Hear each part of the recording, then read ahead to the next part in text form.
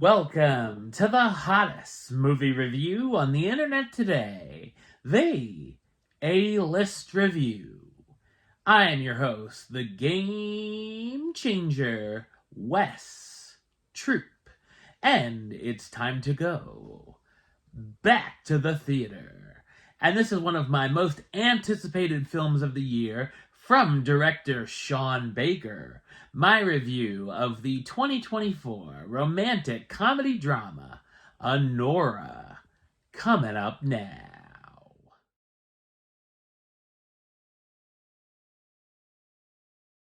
Anora, a young sex worker from Brooklyn, meets and impulsively marries the son of an oligarch, Vanya. Once the news reaches Russia, her fairy tale is threatened as his parents set out for New York to get the marriage annulled. So what did I think of Anora? I thought it's an amazing, wild, and edgy romantic comedy drama. It's written and directed by Sean Baker, who's also known for directing films such as Takeout, Starlet, Tangerine, The Florida Project, and Red Rocket. Baker continues to take on characters we don't normally see in mainstream movies, here being sex workers, showcasing them without judgment like others might, with empathy for them, and shows their version of chasing the American dream. I loved the settings throughout the film, from the headquarters strip club Annie works at, Vanya's mansion complete with an elevator inside, all the way to the familiar sights of Coney Island.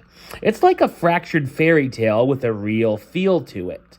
This whole film is like a whirlwind from the start of Annie and Vanya's romance, where Annie is chosen to be his dancer because she comes from a Russian family and can understand and speak a little bit. After a bit of seeing each other for a rate, and they start to have feelings for one another, Vanya hires Annie to be his girlfriend for a week, during which they take a trip to Vegas and get married on a whim. When his parents find out, they send in his handlers to force an annulment, which begins an array of antics, including Vanya running away and Annie being stuck with the henchmen.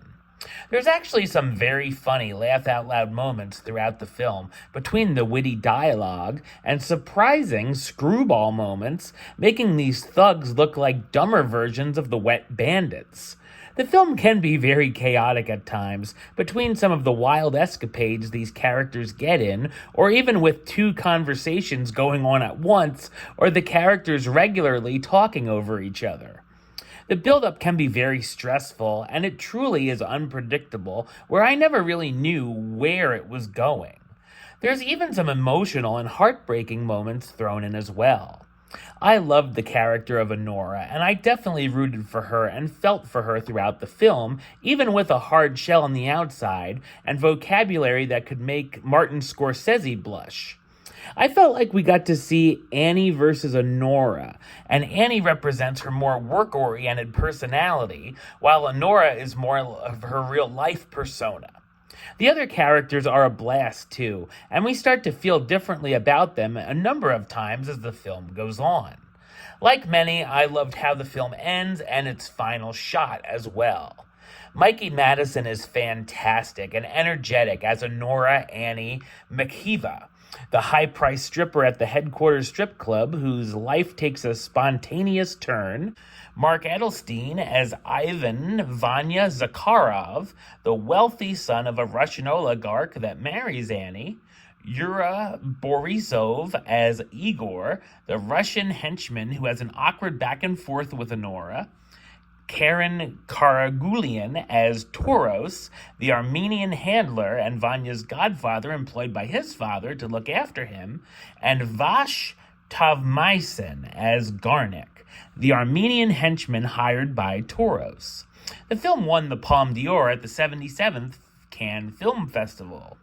Anora is a spectacular breakout starring vehicle for Mikey Madison.